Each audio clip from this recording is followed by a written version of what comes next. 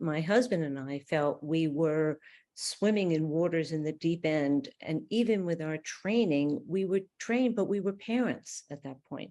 We weren't doctors, we were parents with a severely ill child and in agony for her. So our daughter was diagnosed at age 4 with leukemia, died at age 6. And her older sister at the time was 7 at diagnosis and 9 when her sister died.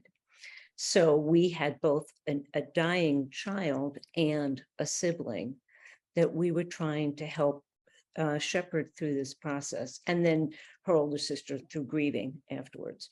So what the point of writing this book was, in my work, I felt like I wasn't coming across information that was helpful to me. And that I felt like we felt so alone in the process. Now, again, like you, this was 25 plus years, aging me, 25 plus years ago. And so I know that things have changed, but I feel like my role is to be part of that change.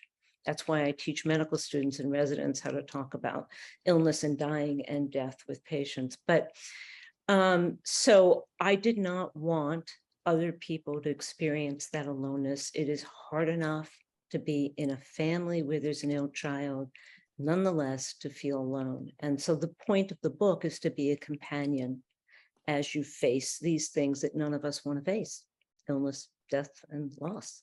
When our daughter was ill and then died, at the hospital that she was at, 46 children died in that 6-month period that she died.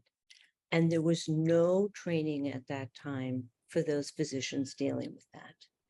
And we were floored and upset because they couldn't help us since they were overwhelmed themselves with the pain of it all.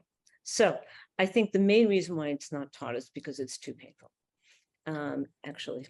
And I think physicians, we get that white coat and we feel like we are going to conquer disease, and that it's inculcated in the culture that it's a failure if you aren't able to save a patient.